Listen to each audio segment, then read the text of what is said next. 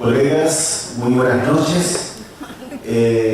Bienvenidos nuevamente a otra reunión del capítulo de ejercicio privado de nuestro Colegio de Cirujanos Dentistas.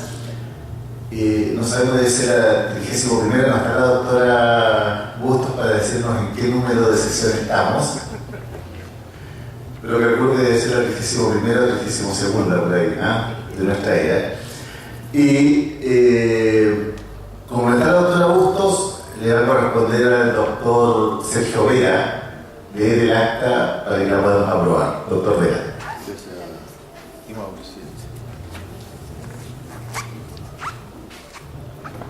Acta, reunión, mes de agosto 2013.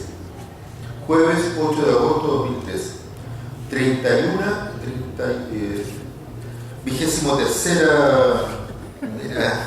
reunión del camión.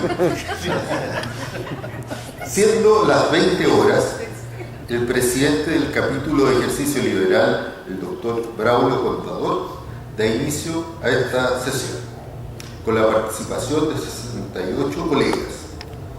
Esta noche contamos con la exposición de la psicóloga Beatriz Gamuri, quien es directora de la Sociedad de Psicología Clínica y además es miembro de la Comisión Ejecutiva del CONAPT, para exponernos el tema Comisión Nacional de Acreditación de Psicólogos Clínicos. El segundo invitado es el consejero y tesorero nacional y además miembro negociador del colegio, el doctor Jaime Acuña, que nos expondrá sobre FONASA Libre Elección. Bueno, no se podrá comenzar con la lectura del acta del mes anterior, ya que la secretaria del capítulo no ha llegado, por lo que se hará entre medio de ambas charlas. Comisión Nacional de Acreditación de Psicólogos Clínicos. Pone la psicóloga Beatriz Gamuri. Los psicólogos clínicos, dice, nos acreditamos de manera distinta a otras profesiones. Sin embargo, todos los psicólogos titulados pueden trabajar donde estimen conveniente. 2.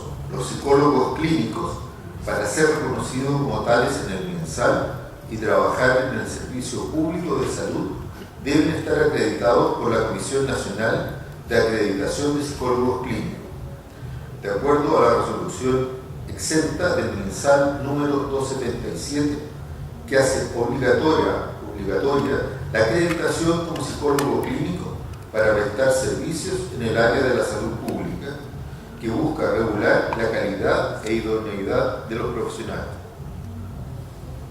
Para estar acreditado como clínico, el psicólogo debe cumplir en el pregrado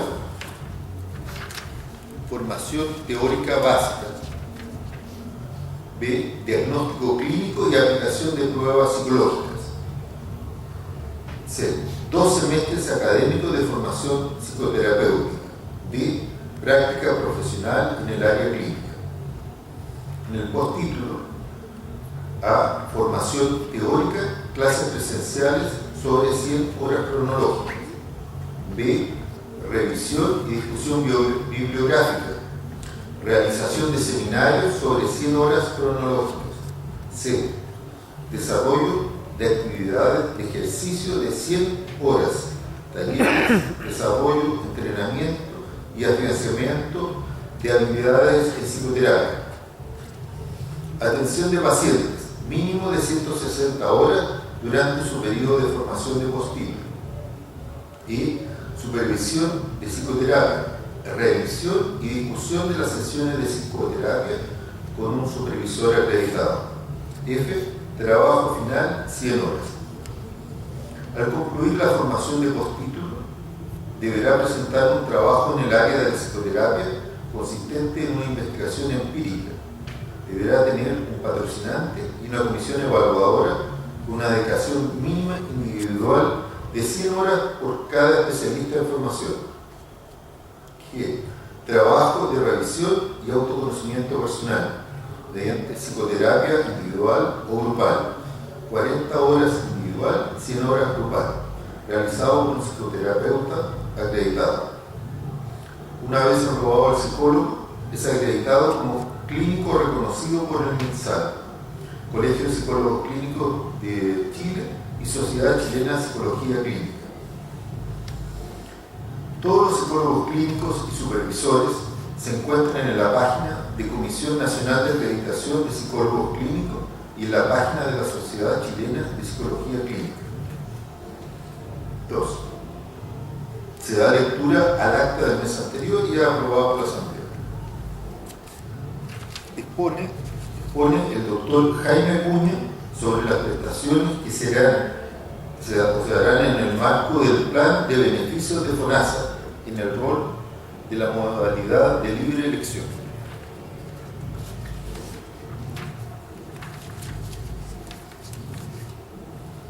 Es muy importante destacar que este gran logro que vive hoy la odontología en la incorporación a la modalidad de FONASA libre elección es gracias al arduo trabajo que realizaron numerosas personas, tanto en este consejo como sus predecesores. Las prestaciones acordadas en una mesa de negociación entre FONASA y el Colegio Cirujano Dentista beneficiará aproximadamente a 600.000 adolescentes entre 12 y 17 años, ya que es en este rango etario, ya que este grupo en este rango etario presenta un 70% de calle y un 25% requiere tratamiento de endodoncia. Estas prestaciones dentales, que hasta el momento no tenían cobertura en esta modalidad de atención, empezarán a regir a contar del día 1 de agosto de 2013. Estas acciones serán agrupadas en planes, o lo denominó también paquetes. Un primer plan incluye obturación, diagnóstico y tratamiento para una pieza dental. El PAD, obturación, diagnóstico y tratamiento por una pieza dental, considera el examen de salud oral, radiografías válidas, educación y control de higiene oral, destacaje supragingival e higiene bucal, y la obturación de una pieza dental, cualquier pieza con composite o resina compuesta, o el tratamiento mínimamente invasivo para las caries incipientes, resinas preventivas y o sellantes. Todos los insumos que se requieren y las complicaciones que deriven del tratamiento. Valor 47.250 pesos. Este es el único plan obligatorio que debe comprar el paciente. Según las necesidades cariogénicas del individuo, se puede optar a comprar un plan más. Todo esto en un año calendario. Luego de transcurrido el año, se puede volver a optar a comprar nuevos planes, o paquetes, o PAD. 2. Segundo plan. Obturación, tratamiento complementario, más de 1 y hasta 4 piezas dentales. El PAD, obturación, tratamiento complementario, más de 1 y hasta 4 piezas dentales, considera educación, control de higiene oral y la obturación a 1 o más piezas dentales, máximo 4 piezas. Cualquier pieza con un composite o resina compuesta, o el tratamiento mínimamente invasivo para las caries incipientes, resina preventiva y o sellante. Todos los insumos que se requieran y las complicaciones que deriven del tratamiento. Valor 47.500. 3. O plan 3. Obturación, tratamiento complementario, más de 4 piezas dentales. El PAD, obturación, tratamiento complementario, más de 4 piezas dentales, considera educación, control de higiene oral y la obturación de más de 4 piezas. Sin máximo, cualquier pieza con composite o resina compuesta, o el tratamiento mínimamente invasivo para caries incipientes, resinas preventivas y o sellantes. Todos los insumos que se requieran y las complicaciones que deriven del tratamiento. Valor 72.000 pesos. Plan 4. Tratamiento de endodoncia incisivos, una pieza dental. El PAD, tratamiento endodoncia incisivo, una pieza dental, considera el examen de salud oral, radiografía retroalveolar, una endodoncia en cualquiera de los incisivos y la obturación con resina compuesta o composta, todos los insumos que se requieren y las complicaciones que deriven del tratamiento. Valor 81,380. 5. Plan 5. Tratamiento de endodoncia premolar, una pieza dental.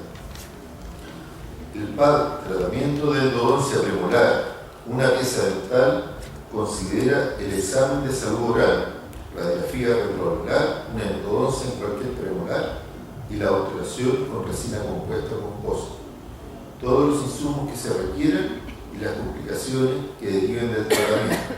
Valor 86,630. 6. Plan 6. Tratamiento de endodoncia molar en una pieza dental. El PAD, tratamiento de endodoncia molar, una pieza dental, considera el examen de salud oral, radiografía retroalveolar, una endodoncia en cualquier molar y la obturación de una resina compuesta o composta, todos los insumos que se requieran y las complicaciones que deriven del tratamiento. Valor 105.000 pesos. Nuestros asegurados podrán optar a este PAD de acuerdo a las siguientes condiciones y de acuerdo a los flujos de atención definidos para ello. 1. Los pacientes beneficiados son todos aquellos niños y jóvenes entre 12 y 17 años, 11 meses y 29 días, que presenten caries de una o más piezas dentales. 2. Se entiende por obturación el procedimiento destinado a la rehabilitación de una pieza dentaria afectada por caries, mediante el uso de material definido por el profesional tratante, de acuerdo al grado, sitio y estado de destrucción de la pieza, el riesgo que presenta al paciente, la necesidad estética, la higiene y los hábitos que la persona tenga para el cuidado de sus dientes. Este procedimiento es realizado por el cirujano dental general. Se entiende por endodoncia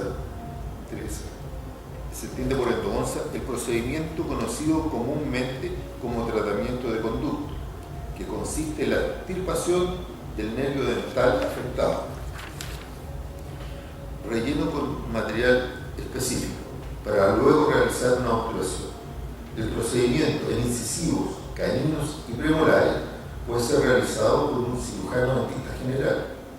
Sin embargo, el tratamiento de molares será efectuado exclusivamente por cirujanos dentistas con especialidad en endodoncia. Sostenemos las palabras del presidente del Colegio de Dentistas. El ingreso a la odontología del FONASA es un paso histórico para el objetivo irrenunciable del colegio de que todos los chilenos tengan acceso a la odontología. La idea central de toda nuestra demanda es que se abran nuevos beneficios para pacientes. Nuestro honor que lo anunciado sea un paso hacia sucesivas nuevas incorporaciones. Es por esto que los dentistas debemos trabajar inteligentemente y así no matar la gallina de los huevos de oro. Y está entre comillas, así que entiendo que es una frase textual del doctor Acuña. La conciencia y la ética deben primar en nuestros tratamientos para evitar cometer errores. Las personas de FONASA no van a estar persiguiendo a los dentistas ni van a estar pendientes de los tratamientos que realicen. Sin embargo, si un profesional presenta numerosas quejas, esto, dice él, puede levantar suspicacia y FONASA se dejará caer para evaluar qué está pasando. Entiendo eso como una contraloría. Y como también dijo nuestro presidente, ahora nuestro propósito es trabajar para que las autoridades incorporen nuevas prestaciones para que las candidaturas presidenciales den nuevos pasos, de modo que el derecho a la salud bucal sea universal como merece Chile.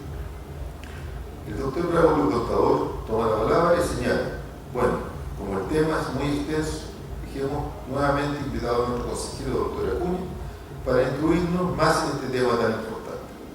Siendo las 23 horas, se da por terminada la sesión. Doctor Contador.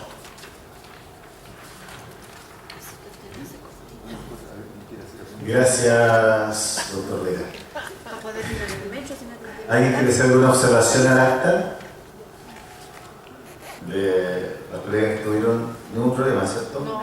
¿Todo ok?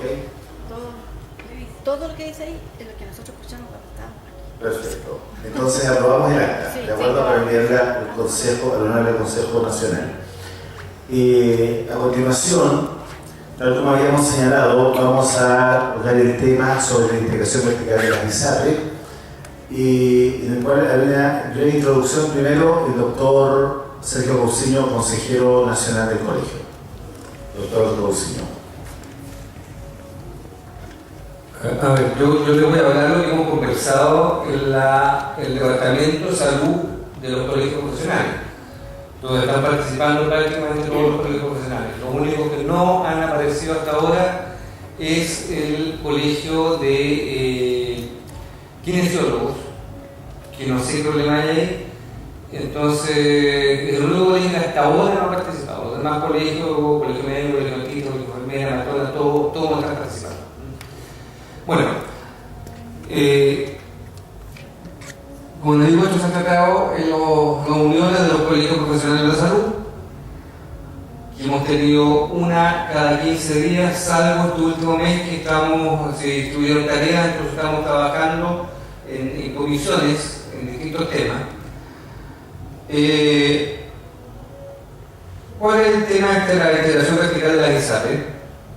Esto es un trabajo de CIPER, que dice que la Concepción Constitucional de Salud Previsional como Instituto de Seguridad Social y la actuación de ISAPRE como si fuera un mero seguro privado. Ahí hay una primera contradicción. La Constitución actual, en el artículo 19, estableció el derecho a la protección de la salud. Ahí, para no alargar, pero está las obligaciones que tiene el Estado, pero señala también que cada persona tendrá el derecho de elegir el sistema de salud que desea acogerse, sea estatal o privado. Hay un decreto, el número 3, con fuerza de ley, de Decreto del 31, que estableció unas normas sobre el tratamiento de prestaciones de salud, regulando constitución y funcionamiento. Y en este decreto también se estableció el aporte del 7% obligatorio para los trabajadores a las instituciones de salud que otorgan los beneficios. Este hecho de que se pague un 7% hace que las ISAPRE sean instituciones de seguridad social.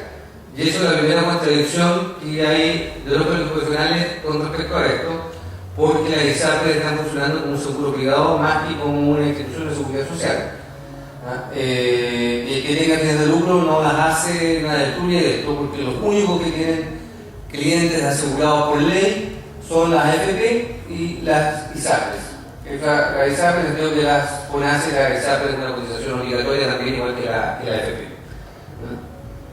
En el año 2005 se hizo una reforma sanitaria que buscó impedir la integración vertical de las ISAPRES y prestadores en perjuicio de los afiliados del paciente. Entonces, en esta modificación se estableció que el objetivo único de las ISAPRES es el financiamiento de las prestaciones de beneficios de salud, prohibiendo su distribución directa y la participación en la administración del prestador. Ahí está el detalle del artículo, ¿no es cierto?, que señala que las instituciones ISAPRES han constituido el financiamiento de las prestaciones de beneficios de salud, así como las actividades que sean afines y complementarias a este fin, las que en ningún caso podrán implicar la ejecución de dichas prestaciones y beneficios ni participar en la administración del prestador. Eso es lo que dice el artículo textual. ¿Cuál es el objetivo de esta ley? Evitar la confusión de roles y que los prestadores debieran competir por precio y calidad para descartar los afiliados en igualdad de condiciones. En el sistema actual, la ISAPRE actúa como partes interesadas en el lucro y jueces mediante facultades unilaterales para aumentar el ingreso y disminuir los costos. Se concentran en una misma mano fines y medios en pos del lucro.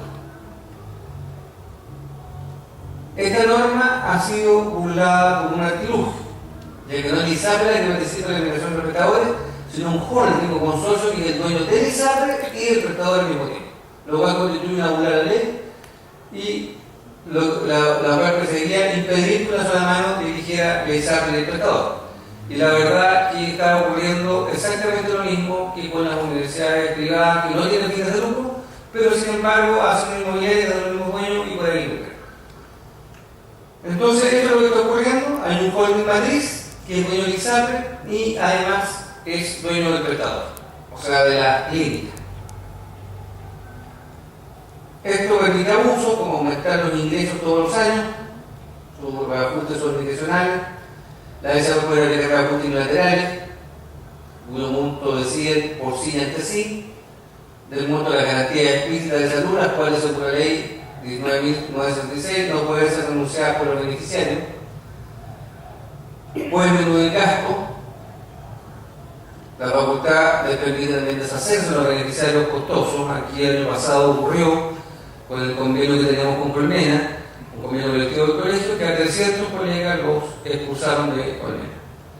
Y tuvimos una reunión en el consejo con el gerente de convenio colectivo de Colmena, y él nos explicó de que si todos pagábamos 100 al mes como pago por ISAPRE, podíamos gastar máximo 80, porque hay un 13% que era gastos operacionales y un 7% que es el margen del ISAPRE. Y por lo que gasta más de 80, se va. O sea, es ganar o ganar. También la ISAPRE actúa como juez y parte, resolver por sí y entre sí en materia de licencia médica, pueden rechazarla, cuestionarla, etcétera, etcétera. Entonces, ¿qué es lo que está ocurriendo aquí? Una competencia de baja intensidad y un mercado concentrado. En el año 90 habían 21 ISAPRES, 16 en el 99 y 7 hoy día. O sea, 5 ISAPRES de estas 7 tienen el 97% de los afiliados. La barrera de entrada es que la mina es viable, contrato a largo plazo con prestadores, redes relacionadas, convenios relacionados con competidores. Costos de cambio de afiliados, que también hace complejo para el afiliado salirse del sector. Esto ha estado en la prensa desde enero. Los parlamentarios lo dieron en la Universidad de Chile de enero del 2013, donde se plantea reponer la regulación de integración vertical de la ISAPRE por los parlamentarios. Lo que está ocurriendo es un desincentivo a la competencia para darle un mejor servicio a la gente, de mejor calidad y más bajo costo. Las clínicas tienen un flujo de pacientes garantizado. O sea, la clínica recibe un cheque de ISAPRE y no hay ningún incentivo entonces para gastar pacientes mejorando la calidad y bajando costos. Porque eso, que la medicina privada en Chile es una de las más caras del mundo, un día de cama en Chile vale más que un día de cama en Londres. Ahí me faltó la fuente, eso lo dice el doctor Julio Rossi. Va a haber una merma desde el punto de vista de la cobertura de muchos usuarios, quienes verán en el fondo forzados a tener que mejorar su cobertura con un seguro complementario y se abre la puerta de tener un negocio nuevo. Entonces aquí lo que se está haciendo es sacarle plata por todos lados a los usuarios de clínica esa, en materia de politicidad, cientista político. El presidente de la ISAPRE admite la integración vertical con clínicas, pero él asegura que es legal. Entonces son un tercio de que tienen relación directa o indirecta con los asegurados, en cambio dos tercios no tienen nada que ver con ello. Es un tema de puro conocimiento. Relación entre las determinadas ISAPRE y clínicas, hay estudios por parte del gobierno y eso no tiene nada de legalidad. Y el ministro Mañalich también dice que no existe una integración vertical, no es ISAPRE la dueña, sino que es el holding, que es lo mismo que el ISAPRE, que son las dos cosas. Entonces, se agarra por supuesto el presidente de la asociación de ISAPRE de que esto no es una ilegalidad. Esto fue el Mercurio el 27 de enero de 2013. Eduardo Vitán dice que esta vez que incentiva sobre gastar en salud, sobre los jugadores que entrar al mercado tiene que ser ligado a una prestadora, si no es así, quedará en desventaja. Entonces, eso es más o menos el tema que hemos estado así muy rápidamente, muy en general, que hemos estado conversando, porque indudablemente que esto está haciendo una merma, tanto para los médicos como para los dentistas, que cada día es más difícil para un dentista y para un médico mantener una consulta privada, porque ya es inviable, porque pacientes están prisioneros de alguna manera de estos modelos. Entonces, yo creo a eso me gustaba la invitación al doctor Inostroza, porque lo que hemos estado viendo es legal, es ilegal, qué se puede hacer, y la opinión del doctor Inostroza yo creo que es bastante verificadora en este tema, porque fue superintendente de ISAPRE. Eso sería la... Gracias, doctor Cousiño. Bueno, como decía Sergio, sin preámbulo dejamos al doctor Manuel Inostroza, que fue la superintendente de ISAPRE, y otra serie de cargos más, y de salud. Y de salud, ¿cierto? Que nos ilustrará un poco sobre este tema y a ver si podemos sacar algo limpio. El micrófono es suyo. Gracias. Bueno, muchas gracias, Germán, por la invitación de Braulio y por estar esta noche, a pesar de la época, conversando sobre tan importante tema. A ver, yo primero quisiera rápidamente hacer una introducción, porque más me interesa un diálogo sobre este tema, porque en realidad es un tema bien complejo. Pero básicamente la introducción que quisiera hacer es, uno, respecto al contexto como de ley, y bastante más conceptual o académico. Y segundo, sobre qué se puede hacer en virtud del sistema de salud que finalmente queramos constituir con eventuales nuevos cambios, ahora que hay elección presidencial. Probablemente van a surgir algunas de las nuevas propuestas. A ver, primero, un poco en el contexto actual. Es muy bueno y pertinente clarificar que nuestra Constitución efectivamente consagra respecto al sistema de cotización la alternativa de poder cotizar el porcentaje que sea, cuando esto partiera de un 4, después se modificó para que fuera de un 7, en FONASA como opción pública o en ISAPRE como opción privada. Y eso hace que algunos planteen que si nosotros queremos a futuro hacer un cambio que elimine, por ejemplo, la posibilidad del aseguramiento de un ISAPRE o de cualquier alternativa privada, alternativa a FONASA, es que debiéramos cambiar la Constitución. De hecho, si uno pensara solo en tener un seguro público único de salud, por ejemplo, podría ser inconstitucional una reforma en ese sentido, porque la Constitución consagra que el 7% se deposita o en una institución pública o en una institución privada. El segundo tema es que la Constitución nada dice respecto al tema de los prestadores. No hace alusión a lo que se podría denominar constitucionalmente integración con un seguro privado con prestadores privados o un seguro público solo con prestadores públicos. No hace esa distinción. Pero ese es el primer punto, dado que se señaló en la introducción respecto al tema como constitucional.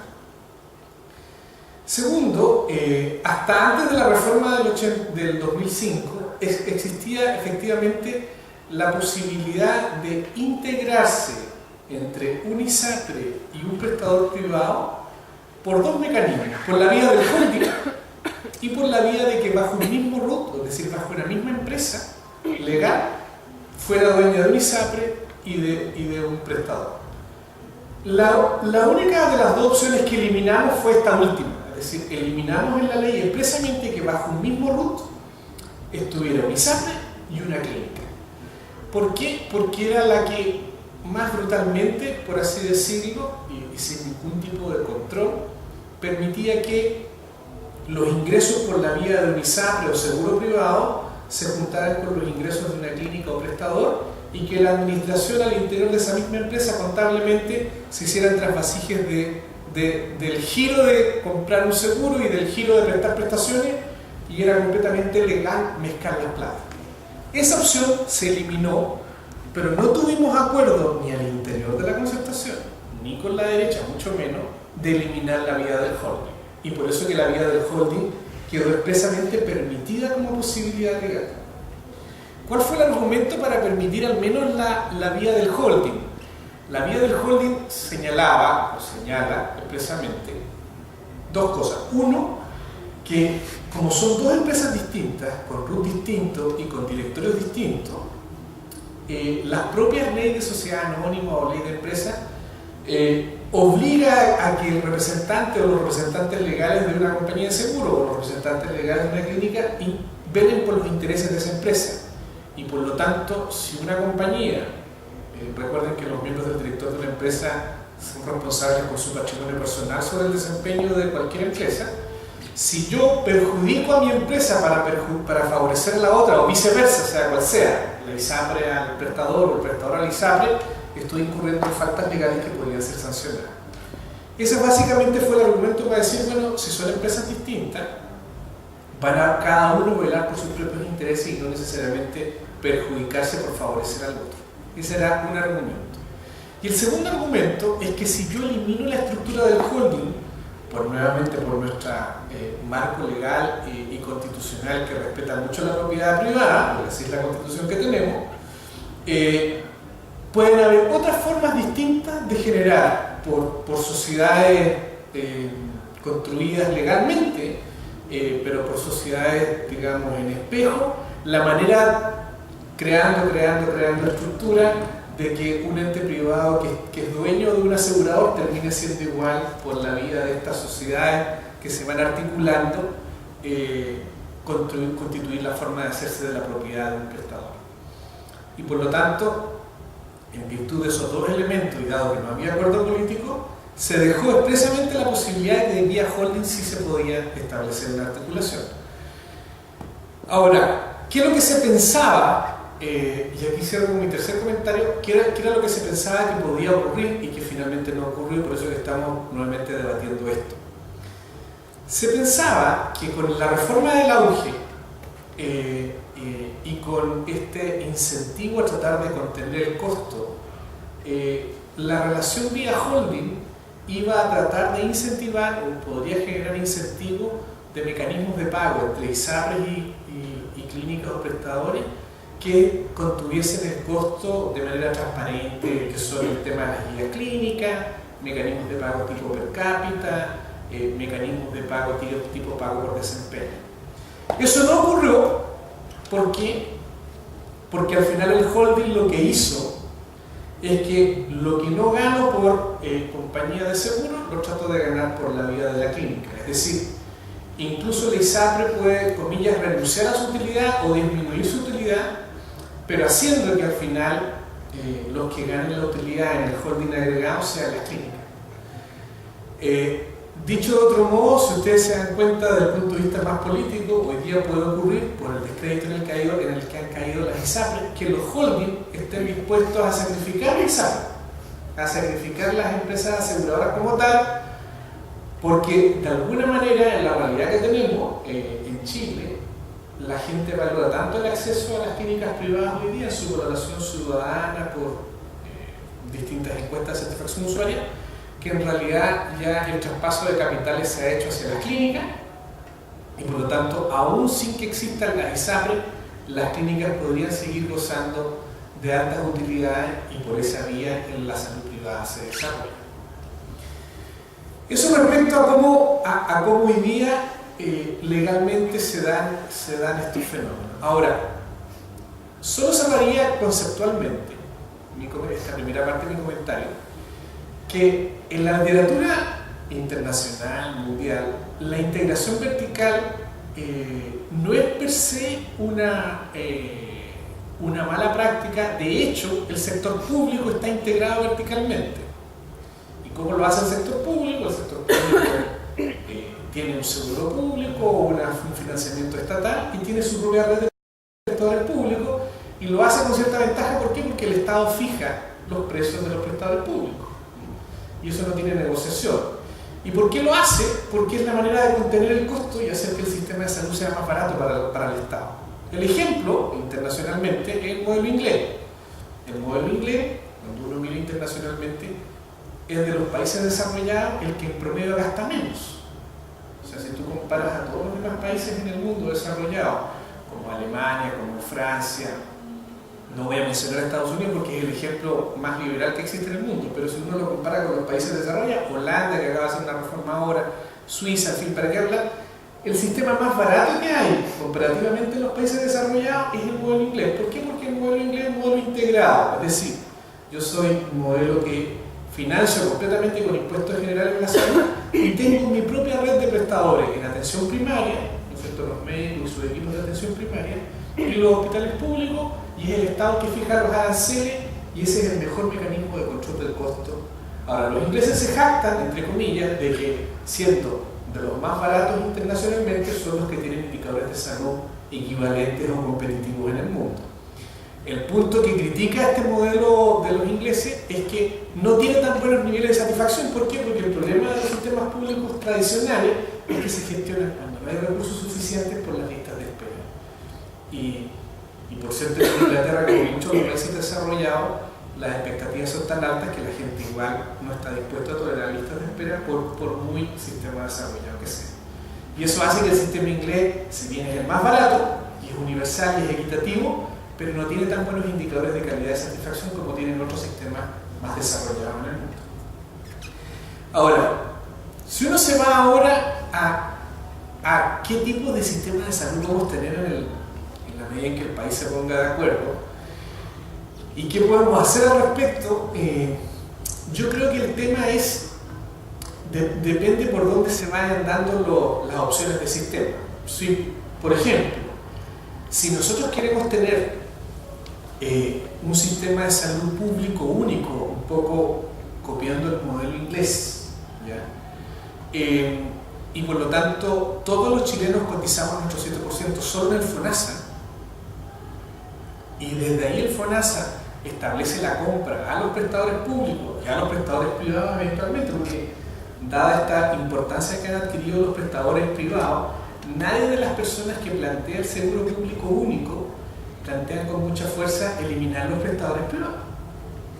O sea, de lo que más se habla es de eliminar a las ISAPRE como compañías de seguro privado, de que todos coticemos en el FONASA para ser solidarios y para eliminar las preexistencias, la cautividad y los problemas de selección de riesgo que tiene el sistema privado.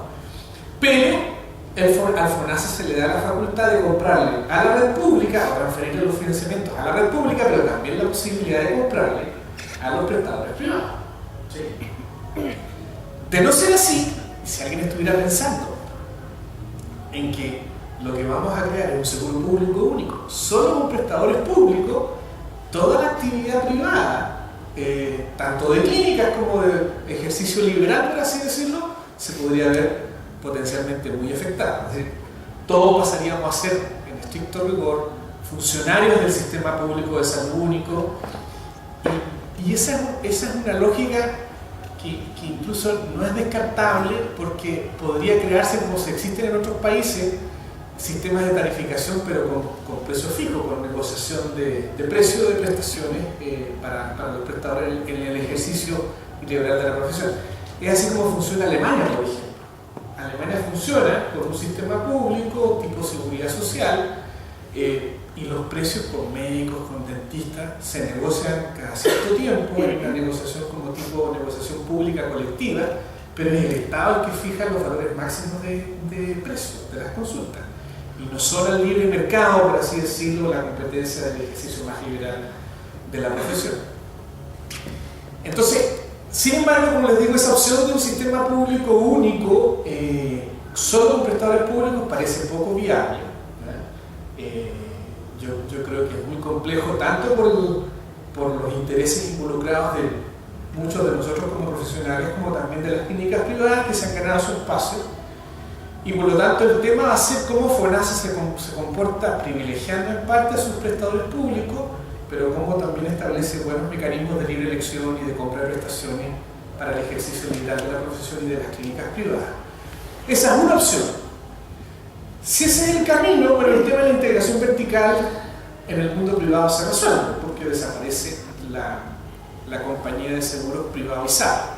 Ahora, se abriría otro problema, que es que las clínicas privadas, a muchos prestadores privados, para igual asegurarse o tener cierta capacidad de negociación frente a los precios que ponga FONASA, porque el riesgo ahora es que FONASA sea el gran comprador y único comprador, y la tentación de fijar precios que sean más bajos que los que el mercado requiere es muy alta. Entonces, para que los prestadores o clínicas privadas tengan alguna capacidad de negociación contra este gran único comprador, es que las propias clínicas o los propios prestadores desarrollan sus sistemas de aseguramiento. Y ustedes ven que de alguna manera, en el último tiempo, muchas clínicas, o las más prestigiosas al menos, han desarrollado sus propios sistemas de seguro. Cosa de decirle a ISAPRE, hace 25 años, tú me ponías la pata encima, me decías que si no me aceptabas estos precios yo no te mandaba a los pacientes. Ahora los pacientes llegan por sí solos y yo tengo mis propios mecanismos de aseguramiento, ¿no es cierto? El plan Años Dorados, el seguro escolar, distintos mecanismos de aseguramiento que las propias clínicas han desarrollado al margen de las ISAPRE, como para tener esta capacidad de negociación de que yo ya no te necesito. Los pacientes llegan por sí solos y yo mismo ofrezco mecanismos de aseguramiento que me permitan. Y ahí se está produciendo otro fenómeno de integración vertical que ya no viene de los seguros hacia los prestadores, sino que viene de los prestadores hacia los seguros. ¿Sí? Entonces, no sería, estoy haciendo para que ustedes vean que el tema no es tan fácil, sino que, porque al final, ¿qué es lo que pasa? Y con esto voy terminando esta reflexión para compartir la conversación con ustedes. En estricto rigor, el problema de origen de nuestro sistema respecto a este tipo de reformas que yo les planteo es que tanto nuestros profesionales como nuestros pacientes ya le tomaron el gustito al ejercicio privado de la salud. Y mantener el ejercicio privado de la salud en estricto rigor, con ciertas rentabilidades o utilidades sabrosas para todos los actores, necesariamente requiere de esta dualidad asegurador-prestador. De alguna manera requiere. Si no son las ISAPRE, mi temor es que las propias clínicas las van a generar como un mecanismo para enfrentar el riesgo de que el precio del sector público va a tender siempre a la baja y por lo tanto va a ser un tema muy complejo en el largo plazo. O sea, lo que quiero decir con esto es que nosotros ya culturalmente aprobamos para bien o para mal ese sistema. No tenemos la cultura inglesa que ellos después del 48 llegaron a un acuerdo país después de la Segunda Guerra Mundial y decidieron construir un sistema de seguridad social público único, garantizado para todos y que es como su cordillera de los Andes. Los británicos podrán ser muy liberales en muchas otras áreas de la economía, pero en el sistema de salud en estricto rigor son estatistas y culturalmente desde el más rico hasta el más pobre británico goza de los mismos beneficios de su sistema de salud. Y así cada país va a ir construyendo un poco un modelo similar. Nosotros en Chile tenemos esta cosa de que algunos ya probaron el ejercicio privado, tanto de su prestación como en el aseguramiento, y de alguna manera si queremos convivir con el sistema mixto de salud, ¿ya? En donde exista la posibilidad de un público que resuelva los problemas para los más pobres, para los sectores de clase media que tienen más dificultad, pero que subsista al mismo tiempo en esta mixtura algún grado de ejercicio privado de la salud. El tema es cómo regulamos esta relación. Y cierro mi reflexión con que yo creo que la manera de resolverlo son muy simples, no es fácil de concretar, pero uno podría efectivamente avanzar y decir ahora la integración de holding o de cualquier vía de articulación prestador-asegurador debiera eliminarse por ley.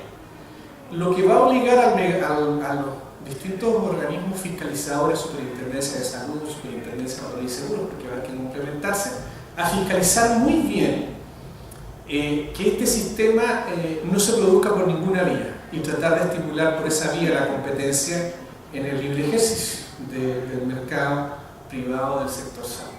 Efectivamente se puede avanzar en esa dirección, va a ser más difícil pesquisar, va a requerir como mucha inteligencia financiera para ver que por la vía de una cuarta, quinta asociación de empresas finalmente no se llegue a producir el mismo fenómeno, pero creo que esa podría resultar infructuosa porque al final la integración vía contratos o vía acuerdos puede ocurrir con o sin integración de holding u otra estructura, pero es una posibilidad que uno podría legalmente decir ya, para estar más tranquilo, eliminemos. Pero yo diría que la manera más dura de evitar los perjuicios económicos, para evitar una falta de competencia y de control de precios en el mundo privado, es que se produzca el fenómeno o el estímulo a esto de compartir el riesgo en salud obligando a que los mecanismos de pago entre seguros privados y prestadores privados sean mediante mecanismos tipo per cápita, pago asociado a desempeño, pago asociado a gestión de paquetes o pago asociado a diagnóstico, porque es la única manera de que se produzca supuestamente el virtuosismo para que los afiliados no sean los perjudicados, de que se comparte el riesgo entre el asegurador y el prestador en beneficio de otorgar mayores coberturas en función del afiliado. Si no hacemos eso, el riesgo de que o el seguro o el prestador se quieran aprovechar de las circunstancias de falta de control para que uno logre el exceso, o produzca usura, si tú quieres, en perjuicio de los afiliados, sería a mi juicio la única manera de protegerlo. Porque si nosotros no regulamos los mecanismos de pago, lo que ocurre es que en la salud privada, cuando hay fuerte incentivo de mercado al lucro, se produce el efecto natural de la codicia y por lo tanto el mecanismo que hoy día tenemos, que es el fee for service, que es pago por prestación prestada, lo que demuestra en la práctica, en el mundo en que se aplica, es que siempre ese mecanismo es tremendamente inflacionario en el gasto. El mejor ejemplo es Estados Unidos. ¿Por qué Estados Unidos gasta $8.000 per cápita en salud? El promedio de los países desarrollados es $3.300 con Estados Unidos metido dentro. Pero Estados Unidos, siendo el promedio $3.300, gasta $8.000 per cápita. El promedio de la OCDE es 11% del Producto Interno Bruto. Estados Unidos gasta el 18% de su Producto Interno Bruto en salud. Y la explicación es muy simple, porque en el sector privado americano el mecanismo es fee for service, es decir, pago por prestación prestada. Entonces el incentivo no es a estar sano, no es a estimular la salud, la promoción y prevención, sino que en la medida en que las clínicas y prestadores están llenos, cobrando por prestación, cobrando por actividad, es donde más ganan los prestadores. Y lo que hace cuando eso aumenta es que los seguros se ven obligados a subir los precios, porque de alguna manera se induce una mayor demanda de prestaciones que al final tenemos que pagar los asegurados cobrándonos primas más caras por los seguros. Entonces este mecanismo fee for service o pago por prestación prestada es el mecanismo que ha hecho que los sistemas de salud que lo aplican sin regulación sean en promedio más caros. Ahora, eso es una opción. Por ejemplo, señalar el caso de Francia. Francia es una mixtura entre esto que hemos hablado.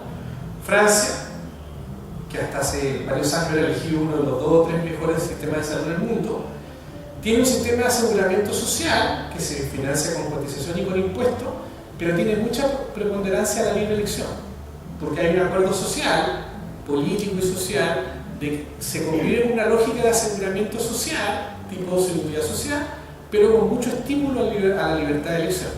Y Francia como país es más caro en términos de gasto de lo que gasta Inglaterra. Puede ser esa opción, pero se dan cuenta que tiene que ver con el nivel de mixtura, con el nivel de convivencia entre lo social y solidario que como país queremos concordar, versus también con el espacio de libertad de elección o mayor participación de actores privados que el país y la sociedad quiere aceptar, sabiendo que eso genera más costos para el sistema de salud. Entonces, cierro mi comentario dependiendo de hacia dónde queramos orientar el sistema, es que vamos a tener que afinar estas cosas. Yo siempre discuto con mis colegas médicos esta cosa de que uno quiera, por ejemplo, un sistema de seguridad social equitativo, muy amplio de cobertura, pero con libertad de elección. Es una cuestión que cuando tú vas a otras partes del mundo, no es una cuestión que converse tan fácilmente. ¿Sí? No sé si me siguen, porque en general, cuando uno dice sistema público único, ¿ya?, sin participación de actores privados en el aseguramiento, conlleva inmediatamente en estricto rigor a una disminución de la participación también del prestador privado, porque el prestador privado de libertad de elección, como les expliqué, es el que lleva mayor gasto y es el que lleva a que los sistemas de salud por parte del Estado tengan la tentación de solo derivar sus pacientes hacia el mundo público.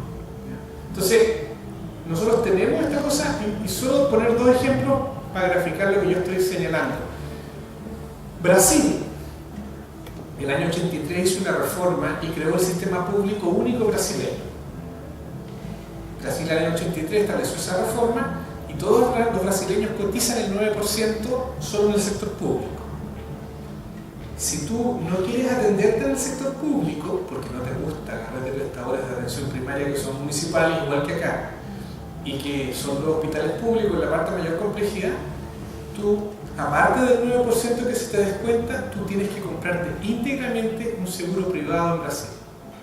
¿Ya? Ahora, Brasil, aún con este sistema, que uno podría decir es lo que nosotros los chilenos quisiéramos aparentemente, el 25% de los brasileños, que son casi 200 millones, o sea, 50 millones de brasileños, está en seguros privados completamente alternativos a la seguridad o al sistema público brasileño. Chile, que tiene un sistema supuestamente no seguro público único, sino que tiene al FONASA y ISAPRE como alternativa, tiene solo el 17,5% en seguros privados. Es decir, Brasil, que supuestamente tiene un sistema público único, tiene porcentualmente, por cierto que en términos absolutos, pero porcentualmente, más personas en seguros privados que los que tiene Chile, que tiene un sistema que es más mixto. O sea, lo que les quiero decir, ¿y por qué se produce eso en Brasil?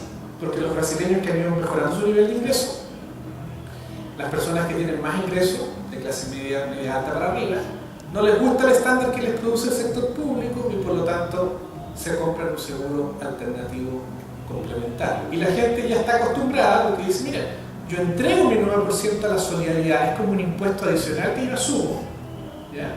Porque con el 9% todo Brasil financia un seguro que es para todo, pero yo me veo la necesidad de comprar un seguro adicional completamente íntegro para buscar una red de prestadores normalmente privados en la cual satisfago los estándares de atención. Y el sistema de salud de Brasil ha mirado también la experiencia chilena, porque por ejemplo esa salud suplementaria tiene menos regulaciones que los que tienen las ISAPRE chilenas. Otro ejemplo, para mostrar lo que yo les quiero decir en ese sentido, es Ecuador. Ecuador acaba a partir del año 2009 aprobar una reforma con Correa, que es la transformación del sector público de salud con un fuerte fortalecimiento del sector público de salud. Y ha invertido en buena obra para mejorar la calidad de la infraestructura de los hospitales públicos, una enorme cantidad de recursos que ningún otro gobierno hasta antes de Correa había invertido. Bueno, fue tanta la demanda de necesidades que tenía para cubrir que mientras construían los hospitales, los equipaban, había mucha gente que empezó a reclamar y exigir sus derechos. Entonces, Ecuador, a través de su FONASA ecuatoriano, que es el Instituto de Seguridad Ecuatoriano, el ICE, empezó o desarrolló lo que sería nuestro FONASA Libre Elección y creó lo que ya llaman el tarifario. El tarifario es un arancel que le permite comprar, mientras los hospitales públicos se mejoran, comprar prestaciones a las clínicas privadas con los prestadores privados. Y Correa le puso mucho plata también, junto con mejorar lo público, a este tarifario para que se pudieran comprar prestaciones. En marzo de este año yo estuve con un gerente de una clínica privada ecuatoriana que durante 2 años, imagínate cómo estaban las clínicas ecuatorianas, felices, porque aparte de los pacientes privados, tenían estos pacientes públicos que llegaban en gran cantidad por las compras que se estaban haciendo. Bueno, todo viene hasta hace cerca de 6 meses atrás, donde el ISSSTE consideró que estaba gastando mucha plata en la compra de los privados y decidió rebajar el tarifario en un 15%, que es más o menos la rentabilidad que tienen las clínicas privadas promedio de día. 12-14% sobre venta es la rentabilidad de las clínicas privadas más importantes en Chile.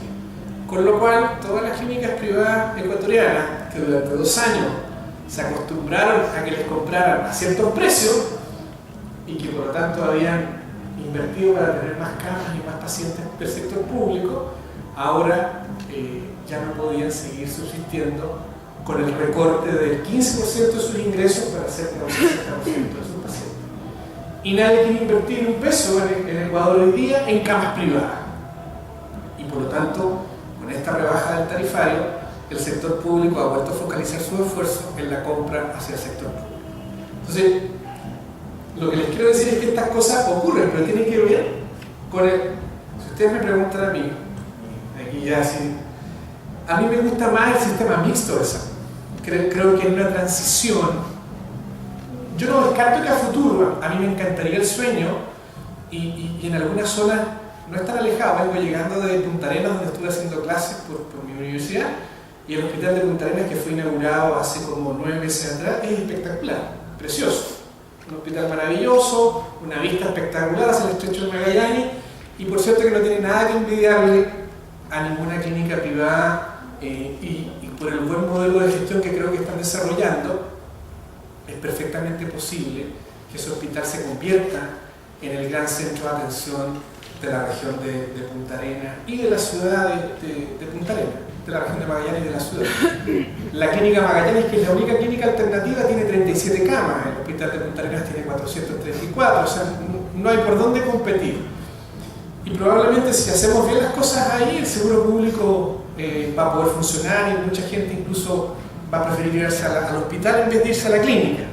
Pero no en todos lados está dada esa condición, y en muchas otras partes está dada ya esta connivencia entre lo público y lo privado. Por lo tanto, en una transición, a mi juicio, que podrá durar, no sé, 10, 12 años, antes de que tengamos un sector público que funcione igual que en Punta Arenas, en todos los lugares de Chile, yo creo que la convivencia entre sector público y privado es lo más razonable.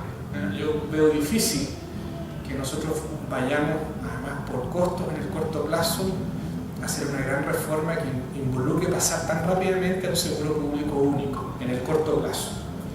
Por lo tanto, a mi juicio, ir ayornando y regulando mejor, yo transformaría al sistema ISAPRE en un sistema que yo llamo de entidades de seguridad social privada, para hacerlo consistente con el mandato constitucional más coherente, eliminando las preexistencias, la cautividad, y eso permitiría, a mi juicio, la coexistencia con un sistema prestador privado que tenga la alternativa no solo del FONASA, que ojalá se fortalezca, sino que también de estos compradores privados que podrían hacer más competitiva y rentable su subsistencia.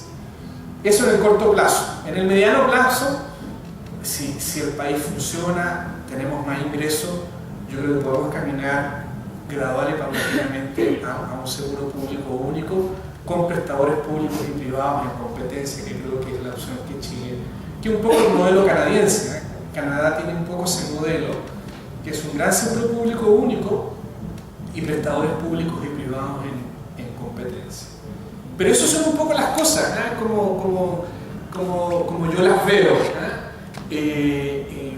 porque como les digo, esto tiene implicancias para ambos lados, y por eso es que no es tan fácil, y hay que mirarlo bien respecto de que, ¿cómo así decirlo?, de que las predilecciones ideológicas de uno, cómo caminan con los intereses tanto de los prestadores, muchos de nuestros colegas o de nuestras instituciones en las que trabajamos, y también con los intereses ciudadanos. Hay otras encuestas que muestran que el 65% de los chilenos no les importa el color del ratón o del gato, lo que importa es que case ratón. O sea, hay encuestas que se han hecho, nosotros hemos hecho, que les da lo mismo si la clínica o el prestador es público o privado. Lo que le interesa a la ciudadanía es que le resuelvan el problema de salud. Entonces yo creo que eso también hasta ahora convive más con un sistema más mixto que exclusivamente en una tradición. Bueno, eso es lo que yo quería como comentarles para a partir de esto provocar una conversación con ustedes. Tengo una consulta, sí. Esto no es una cosa tan macro, pero en alguna oportunidad participé en una asociación de industriales de La Reina. Era como director de salud de la asociación. Entonces teníamos un convenio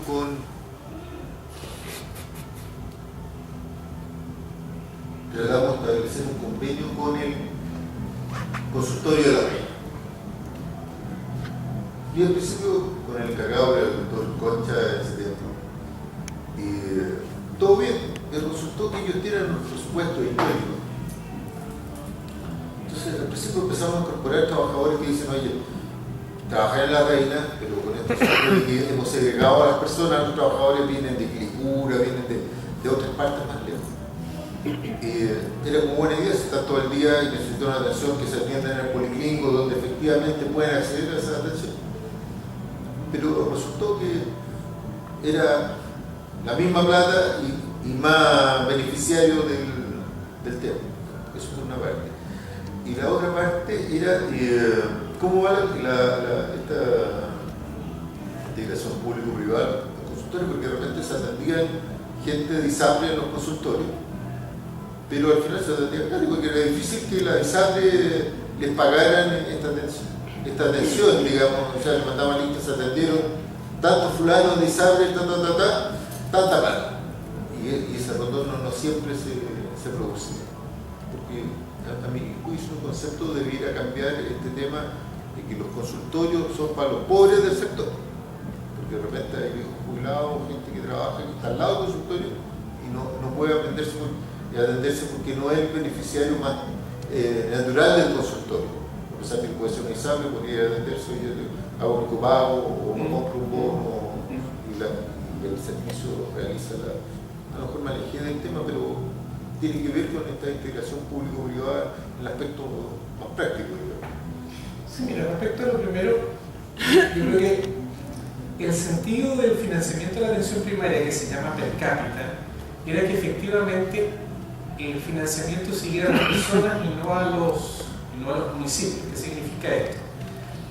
Que si yo tenía 100.000 personas inscritas en mi consultorio, recibía per cápita por 100.000, y que si tenía por buena gestión 120.000, porque la gente va a la Reina, como en el caso que tú pones, porque tiene mejores consultorios, mejor calidad que Ñuñoa, no sé, o que Peñalolén, no sé, que está al lado, el sistema le financiara adicionalmente por tener 20.000 más que los 100.000 que tenía.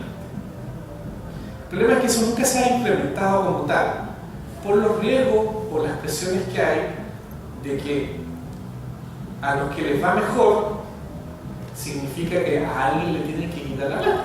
O sea, si yo tengo, en vez de tener 100.000, tengo 120.000 porque me llegan de las comunas aledañas, como a veces suele ocurrir, en el estricto rigor yo tendría que quitarle esos 20.000 de financiamiento per cápita de aquellas comunas en las que la gente no está yendo. Y ese problema práctico ha hecho que al final ese fenómeno no se aplique, ¿ya? Ahora, la ley estableció en el 2005, cuando se aprobó el auge, esto que tú señalas, que yo puedo estar inscrito en mi lugar de residencia o en mi lugar de trabajo. Hasta antes del 2005 eso no estaba en la ley. En la ley, entre comillas, la gente para hacer esto mismo inventaba con un amigo o ponía una dirección, comillas, que no era su residencia, para intentar trasladarse ¿cómo se llama?, de residencia y obtener atención en otra comuna. Hoy día en estricto rigor la ley lo permite, ¿no? por poner el ejemplo de las empleadas domésticas en Las Condes. Hoy día, ¿no es cierto?, una nana que vive en Saunavia pero que trabaja como empleada doméstica como nana en Las Condes, puede perfectamente poner la casa de donde trabaja en Las Condes y obtener la atención de salud de Las Condes, que claramente va a ser bastante mejor con más recursos que la de Saunavia. Pero el problema práctico que tú señalas tiene que ver con esto que te digo yo, de que no hemos logrado, como todavía existe un déficit de financiamiento igual histórico de la atención primaria, se calcula que el per cápita hoy día está en 3.570 pesos por persona, cuando en realidad el costo real, hecho por un estudio de la Católica hace 4 años atrás, era que al día de hoy debería estar a lo menos en 5.500, o sea, hay un déficit. Entonces, como todavía no logramos el financiamiento ideal, en la práctica se produce este fenómeno que no aplica lo que tú dices, pero deberíamos caminar hacia ahí. Y sobre el segundo tema, yo creo que es más que nada un tema de gestión. ¿En qué sentido? De tener los sistemas de registro para cobrar, porque en estricto rigor tú le puedes cobrar a alguien que siendo privado se atienda en un establecimiento público. Y te pongo el ejemplo del hospital de Punta Arenas, porque como estuve haciendo clases hace unas 3 semanas atrás, visité el hospital, conversé con los equipos directivos, y por ejemplo, ellos tienen un plan, dada esta infraestructura que quieren aprovechar, el presupuesto anual del hospital son 30.000 millones de pesos, y su posibilidad de compra, o sea, de venta de servicios, a privados, por atenciones particulares o por cientos de ISAPRE, ellos proyectan en 7.000 millones de pesos más. Es decir, al presupuesto tradicional del sector público, que en esta ocasión son 30.000 millones de pesos, ellos le pueden agregar prácticamente un 23% más, solo por la venta de servicios dado que tienen, comillas, capacidad ociosa que le pueden, por cierto, vender a privado. Entonces, hay ahí, a mi juicio, una buena línea de hacer que el hospital público sea de verdad el gran centro de desarrollo técnico y de salud de la región, ¿no? Porque ahí están las mejores unidades de neonatología, la mejor UTI, con el mejor equipamiento, tienen el mejor centro oncológico hoy día para hacer radioterapia, lo tienen ahí en el hospital y ellos pueden venderle servicio al sector privado o a las personas del sector privado sin ningún problema. O sea, eso es legalmente posible. Solo depende de que tengan un equipo de gestión orientado a hacer eso y que tengan, por lo tanto, las herramientas para hacerlo. Eso significa, tú no le puedes vender, acuérdate, a un ISAPRE, aquí está la factura. Tú tienes que tener notificada, o sea, tienes que tener un sistema de notificación de prestaciones, cosa que tú le puedes decir cuando emites una factura, decir, mire, estos son los exámenes, estos son los procedimientos, este es los insumos que se ocupó, igual como un ISAPRE ocupa cuando le quiere pagar a una clínica privada, ¿no? Tú no le puedes mandar una cuenta genérica que me indique, y eso es algo que los sistemas públicos hasta hace poco, en muchos casos todavía no teníamos. Entonces es un tema de gestión que si se hace bien, se puede potenciar y hacer que nuestro hospital, estoy pensando por ejemplo en el hospital de Talca, cuando se termine, más allá que haber que hacer un saumerio ese hospital, ayer se le soltaron 4 pernos a la torre, o sea, ya como, no sé, algo pasa ahí, pero que evacuaron a los 200 pacientes que estaban en el hospital antiguo. Pero cuando ese hospital esté terminado, también va a ser un lujo, o sea, uno pudiese aprovechar ahí para que de verdad ese hospital, y no nos pase otras cosas. Por ejemplo, el San José, cuando lo inauguramos en el año 96, era también el hospital más moderno de Chile. Hoy día, ¿cómo está el San José? O sea, hay una carcacha que ya quedó antigua, que ya quedó en desuso y con los mismos problemas de gestión que teníamos hace 25 años atrás. Entonces hay que ver cómo se aprovecha para que de verdad lo público adquiera prestado. Disculpa, pero el tema del hospital de Punta Arenas, por ejemplo, ¿no se corre el riesgo de que el equipo directivo deje de lado a un paciente del sector público por tomar al privado que paga? Bueno, eso es algo que ellos tienen súper presente, ¿eh? O sea, lo que conversamos es básicamente de capacidad ociosa, de verdad. A ver, por ejemplo, ¿en qué estaban pensando ellos respecto a las consultas de los colegas? Puede ser, no sé, los mismos dentistas, médicos, etc. Que después de las 5 de la tarde, ¿ya? En vez de que el médico salga del hospital y tenga que ir a su consulta, aunque en Punta Arenas está todo a 5 o 10 minutos de distancia, pero igual tenga que irse a la consulta privada, y la consulta privada a partir de las 5 de la tarde lo hacen los mismos docs. ¿Me entiendes? O sea, en el sentido de que no se topa con el horario institucional en el que tú tienes que ver tus pacientes, sino que utiliza la misma infraestructura hospitalaria para que en una misma institucionalidad tú veas tus pacientes públicos hasta las 5 de la tarde y después de las 5 veas tus pacientes privados. Y en eso el hospital le pasa parte de su rentabilidad o utilidad, ¿no es cierto?, al médico, al dentista, al profesional que sea, y por cierto cobra un porcentaje por sacarle lustre a esa infraestructura pública después del sectoral. Eso es perfectamente posible. O sea, hay que buscar la manera, si estamos viendo que subsiste todavía un sistema de financiamiento asegurador privado, porque ¿cuánto tú necesitas realizar? Podrá hacer los seguros complementarios, podrá hacer otra institucionalidad que esté dispuesta a financiar prestaciones privadas en ciertos horarios en establecimientos públicos.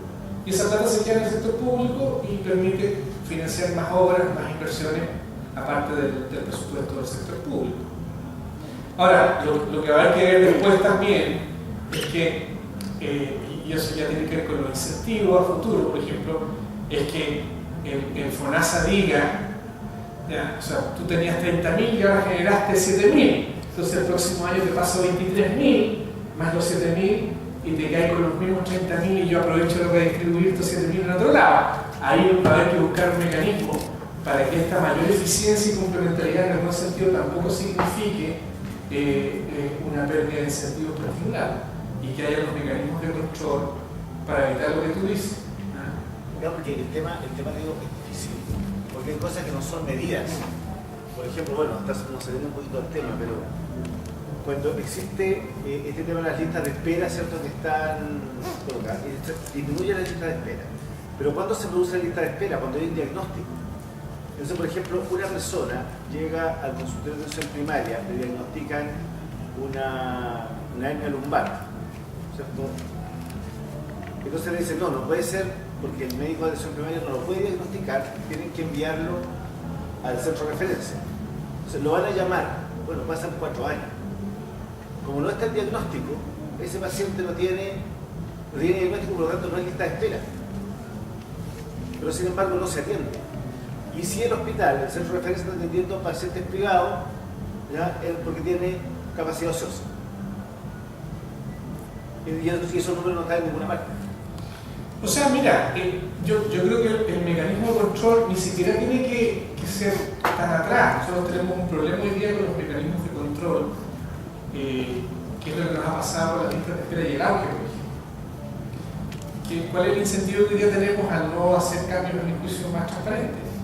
Muchos de nuestros colegas que estaban con 33 horas, 44 horas, dicen, mira, yo reduzco un verano a 11 horas, hago el mínimo de la actividad asistencial que requiero para justificar mis 11 horas, y como tú tienes necesidad de resolver la lista de espera auge, y además la lista de espera no auge, cómprame por prestación la producción de esa resolución de listas de espera. Y eso es lo que en la práctica está ocurriendo en muchos de nuestros establecimientos públicos.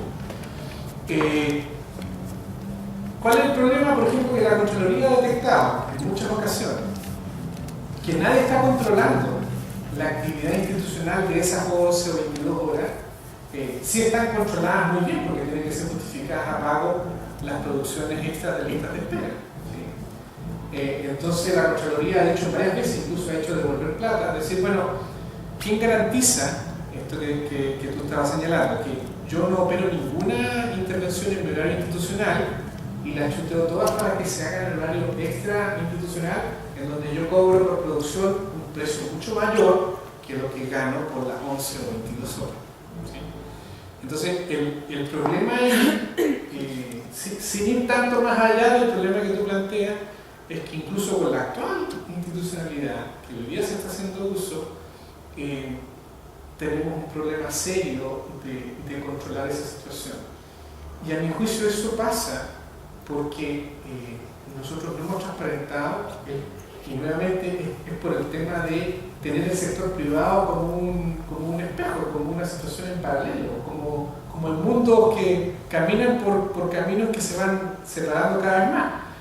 El otro día el doctor Vergara, director del Hospital de Neurocirugía, me decía, mira, la hora de mi especialista en promedio está a 8.000 pesos sector público versus 24.000 pesos en el sector privado. Entonces yo no puedo competir pagando como le pago a mi especialista a 1/3 de lo que gana en el sector privado. Entonces si no puedo competir en ese escenario, porque tengo el sector privado desarrollándose, la pregunta obvia que vamos a decir nosotros los colegas es, bueno, págame lo más cerca de las 24 lucas del sector privado para que yo me pueda quedar en el sector público. Pero ahí viene el tema, como les digo yo, del seguro público de salud, que dice, bueno, no es sustentable en el mediano largo plazo el que el seguro público pague el mismo precio que se cobra en el sector privado prestador. Entonces la tentación del sector público, y eso es lo que hemos hecho en la práctica, es seguir pagando sueldos bajos, apelando a la vocación pública de nuestros profesionales. Y eso cada vez es más complejo de sostener.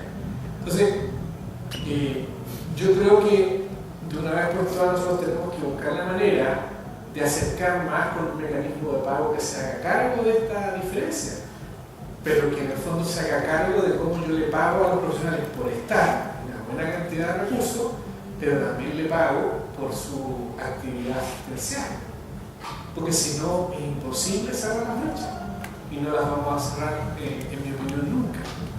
O sea, hay un tema muy complejo aquí de resolver. La última negociación del Colegio Médico con la presidenta Bachelet significó un reajuste para la ley médica, de la cual también participan los dentistas y los químicos farmacéuticos. Significó como 200 o 300 mil pesos promedio de renta. Y y ustedes estarán de acuerdo conmigo, que aunque eso significó un gran esfuerzo político y presupuestario, 200 y tantas lucas o 300 lucas no resuelven la brecha de financiamiento entre lo que gana un profesional en el sector privado versus lo que gana en el sector público. Entonces, eso en la práctica, ¿qué te demuestra? Que el ministro de Hacienda, preocupado de las lucas, en el fondo siempre va a estar disponible para entregarte ese margen de incrementos remuneracionales por la actual legislación que tenemos. Y eso explica que el sector privado se sigue desarrollando, y nosotros nos seguimos despoblando de médicos, dentistas o especialistas en el sector público. Y esto ya no tiene que ver con el gobierno de turno, porque ya quedó demostrado que aún con los 20 años de la concertación, bastaron 4 años para demostrar que con 4 años de la alianza la situación sigue, más allá de las buenas intenciones, exactamente igual. Entonces, yo creo que tenemos que buscar, tendrá que ocurrir algún otro mecanismo de contratación. Una consulta. Bueno, ahí le dice, uno no podrá amar igual a dos señores, no amará a uno y odiará al otro. ¿Cómo se resuelve este tema? No sé, en Inglaterra, en otro sistema, porque en realidad, ¿sabes qué? Estoy aquí, eres lo bueno, si vale uno paga 8. Tú me pagas 24.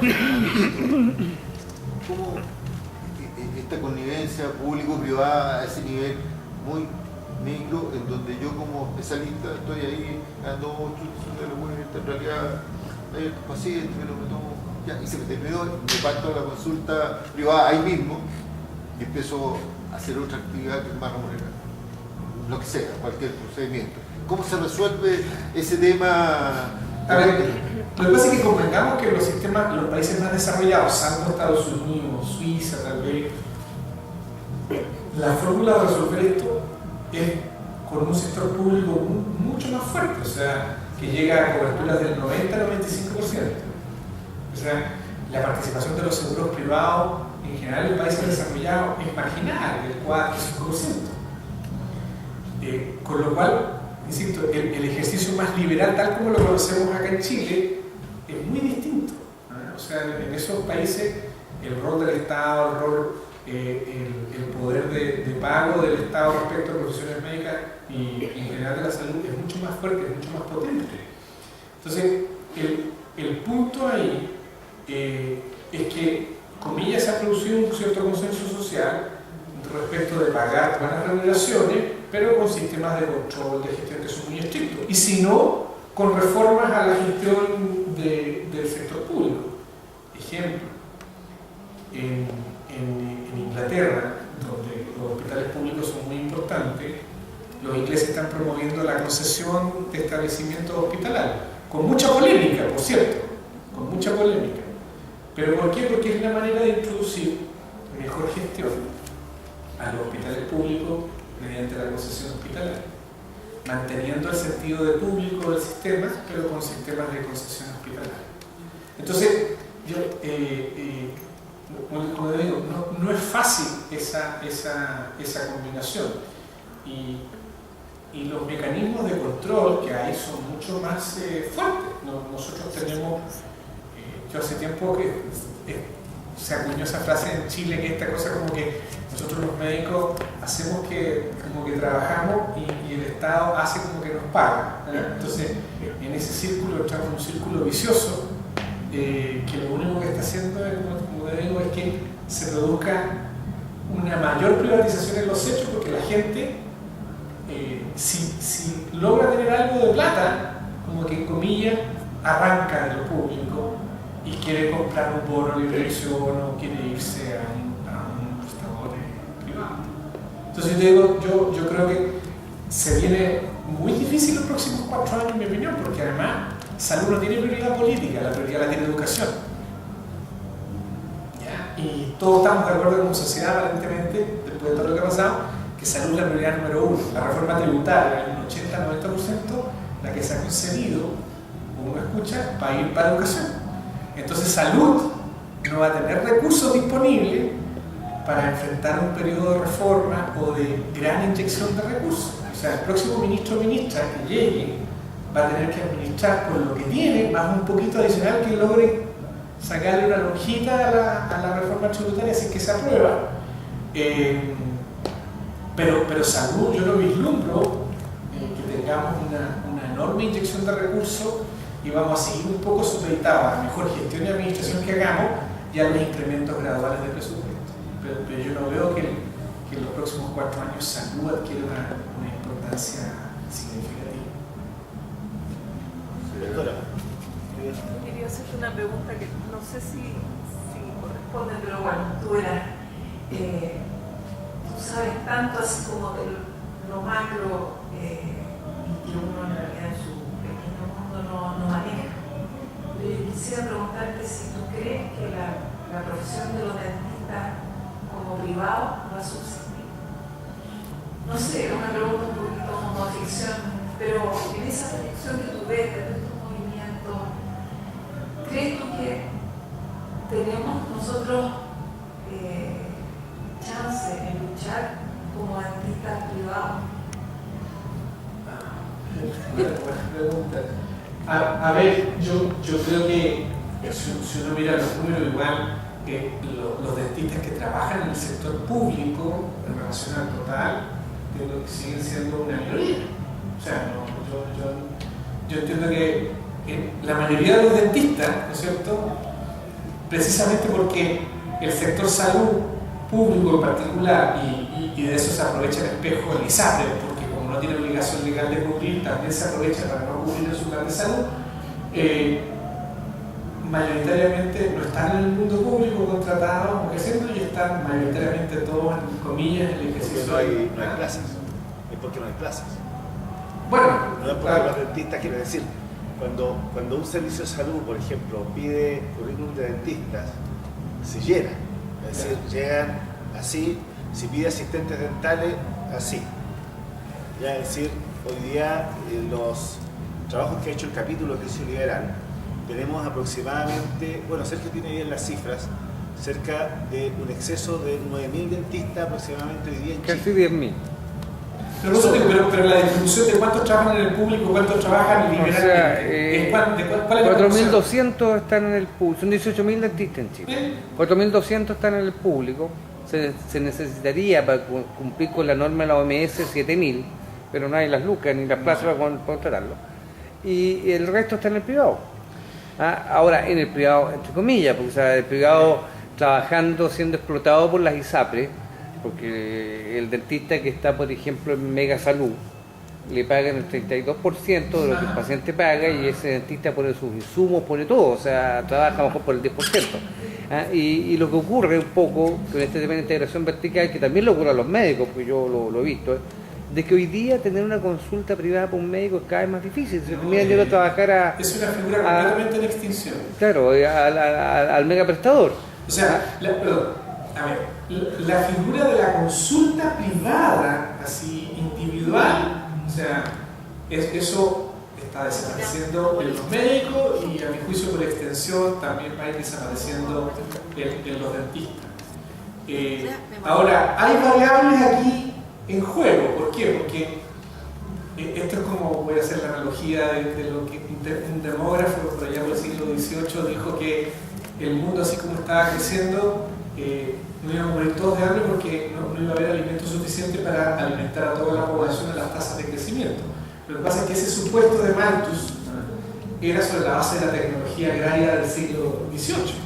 Él no concibió en su análisis que iban a haber los pesticidas, en fin, la tecnología agraria, y hoy día el mundo sigue creciendo, y no es que, como muchas de las cosas, no es que falte alimento, el problema es que está mal distribuido, pero alimento sobra para alimentar a todos los habitantes del planeta que existe. Entonces, lo que quiero decir aquí, cuáles son las variables que están.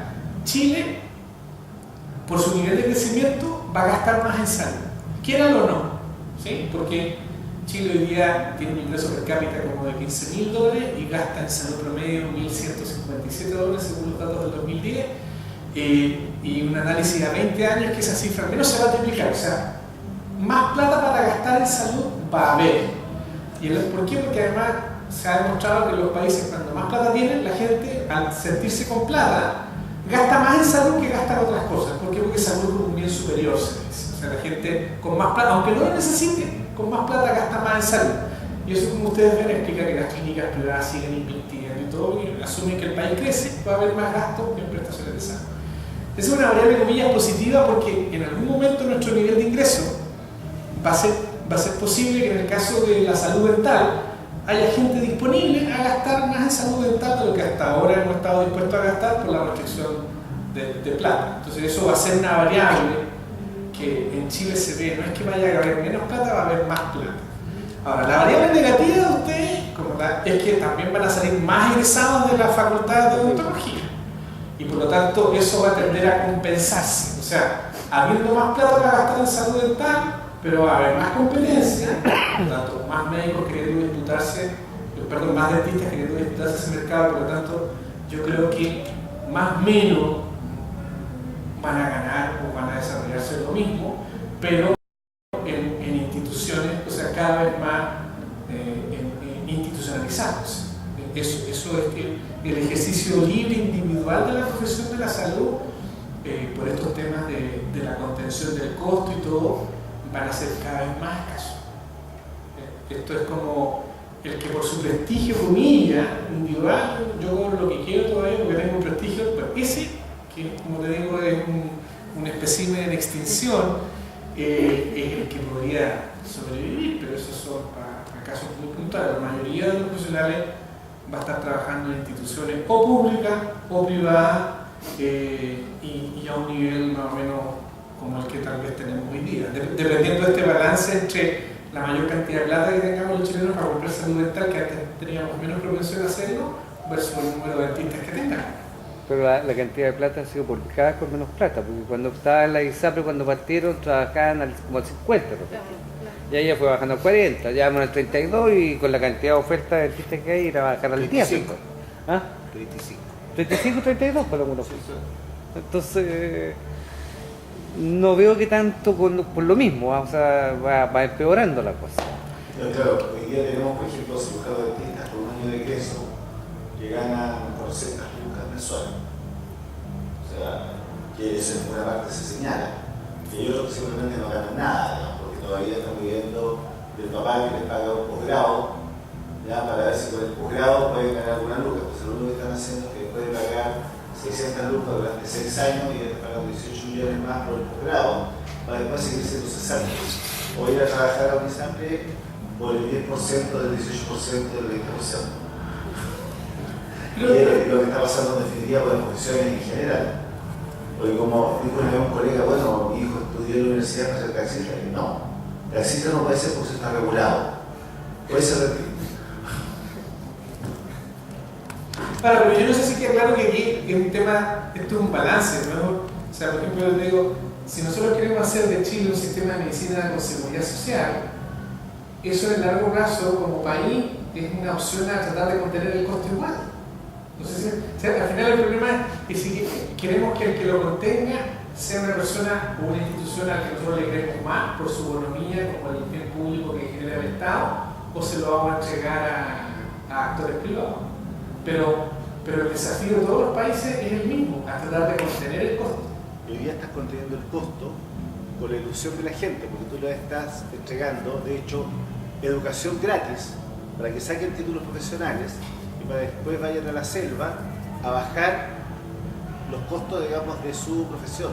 Entonces ya se calculaba, ¿cierto?, que un médico debía ganar al año de ejercicio 1 millón de pesos. Hoy día no. El tema le vamos a pagar al médico 300 lucas o 200 lucas, o como ocurre hoy día, en que los que giran los bancos eran cabros de cuarto medio, hoy día los que giran los bancos son ingenieros comerciales. Entonces, la contención hasta qué punto se está haciendo también con este otro juego, ¿cierto? Se habla del tema de la educación, vamos a meterle más lucas a educación, porque así vamos generando contención en todas las otras áreas. ¿Ya? Y de hecho, hoy día, ¿cierto?, el millón de estudiantes universitarios hace que baje la cifra de cesantía. Pero si, por ejemplo, tú vas a Cuba. Es engañoso. Está bien, pero tú vas a Cuba, por ejemplo, pongámoslo otro ejemplo. Cuba hoy día, ¿por qué exporta médicos? Le sobra. Porque le sobra. Tiene una economía planificadamente centralizada, pero el mercado no tiene nada que ver y tiene médicos y profesionales de sobra. Igual, o sea, lo que quiero decir es que los desafíos son tan universales que en realidad depende del acuerdo social y político de cada país en donde queremos fijar el punto de equilibrio. Pero no es llegar y decir que la solución extrema del mercado puede ser tanto más perversa que una solución extrema estatal. Y el tema es donde tú te sientes valórico y socialmente más cómodo. ¿Cachai? Porque en el tema de Cuba igual tienes un tema de que, o sea, yo creo que los que han ido a Cuba lo han visto, ¿no? A mí, yo no había ido nunca a Cuba de vacaciones, pero hace un par de años me tocó ir, y claro, el taxista era médico, era un pediatra que había estado, ¿no es cierto?, 5 años juntando plata, trabajando en Venezuela, y que con esa plata llegó a Cuba y se compró un taxi, y taxiaba, él era un médico pediatra. Entonces, y nosotros con el tema de la regulación del mercado en el sector universitario tenemos el mismo problema pero en otro sentido, como tú muy bien describes. Entonces, el tema no es fácil de llegar al punto No, pero los países, por ejemplo Alemania, cada 3 años revisa su catastro profesional y si hay un sobreoferta en la profesión que sea, se para hasta el catastro siguiente. Acá claro. no. Porque acá claro, o sea, pero son mecanismos de regulación, por ejemplo, o Canadá, por ejemplo. En Canadá, por ley, el 70% de los médicos son generales y solo el 30% son especialistas. O sea, por lo tanto, para ser especialista, tenéis que esperar a que se muera un médico especialista para poder saltar y postular al cargo. Y esa es una regulación que lo que permite es que el supuesto modelo de atención de que, ¿no es cierto?, el médico de atención primaria resuelva mayoritariamente los problemas y no como en muchos otros casos, nos saltamos directamente al especialista, sea el estándar. ¿Por qué? Porque saltarse directamente al especialista sin el pasar por el es más caro. Entonces, Canadá, que es un buen sistema, pero tiene esa regulación, ¿ya? Y obligadamente tú tenés que estar en el... Y hasta que se reduzca la vacancia de los números que están regulados, recién ahí puedes postular a obtener una beca de especialidad. Y nosotros aquí no tenemos sistemas de regulación. Ese es uno de los grandes problemas que... No sé, pero lo único que quiero decir es que, sea cual sea los mecanismos de regulación o lógica con que funcionen, todos tienen el mismo objetivo en los sistemas de salud, salvo el americano. Ahora, Obama pasó una reforma que le está metiendo regulación para tratar de... Todo objetivo es... o sea, siempre vamos a gastar más en salud si el tema es la pendiente. Y todos los países quieren que el gasto sea lo más contenido posible con los mejores resultados posibles. En salud tú no puedes bajar los costos, pero puedes controlar el gasto. Y eso es lo que hacen todos. O sea, los costos son crecientes siempre. Exacto. Bueno, Lo último, entonces, el asunto de integración público-privada va orientada hacia más Estado, más control y más gestión. Independientemente que ese Estado le compre servicios a públicos o a privados. sí. O sea, lo que tú dices, sistema mixto, que de repente O sea, no tiene una cierta... como que si fuera el salvavidas la cosa del Estado, tenemos como una esperanza y una cierta aversión, temor a lo que es privado por el... O sea, hoy día el 80% de los chilenos están en Francia. O sea, claramente el Estado asegurador chileno público es el predominante, sin duda, sin duda. Y eso yo creo que se va a profundizar, no es que vaya a disminuir, yo creo que eso se va a profundizar. El sistema ISAPRE, así como está concebido, va a tender a desaparecer, completamente desaparecer, no tiene ninguna viabilidad en el sistema ISAPRE. Ahora, lo que quiero decir es que yo no sé qué tan bueno sea eso para los prestadores privados. Ese es el punto que yo quiero levantar con ustedes, ¿sí? Porque uno puede decir, o sea, si yo pensara solo en la lógica de los intereses legítimos, profesionales nuestros, por así decirlo, a mí me interesaría en el largo plazo, que aunque sea egoísta desde el punto de vista del costo país de la salud, tener un mejor sistema asegurador privado, pero no matar el sistema asegurador privado. No sé si me entienden la reflexión. ¿Sí? Porque solo, si yo me pongo desde otra lógica, me conviene un sistema público único y todo. Pero si me pongo en la lógica de lo que estoy aquí sentado en esas conversaciones con ustedes, yo no es tan obvio, o sea, el sistema ISAPRE tal como lo conocemos, de todas maneras no puede ser sustituido, incluso hay que matarlo hace rato. Pero el tema es ¿por qué? Por todo público, desde la lógica de los intereses gremiales, no creo que sea tan bueno. Ok. Bueno, queremos agradecerle al doctor Nostroza de haber venido hoy, a pesar del taco, de todo el cuento, previo a este gran fin de semana largo que solo en Chile ocurre, una semana completa. Agradecerte la estancia acá y bueno, dejarte invitado en cualquier momento para estar junto a nosotros. Muchas gracias. El doctor Vera te va a hacer entrega de un diploma de participación. Muchas gracias. Bueno, colegas, nosotros a esta hora terminamos la sesión. Agradecemos la presencia física y a través de la red. Muchas gracias. Buenas noches.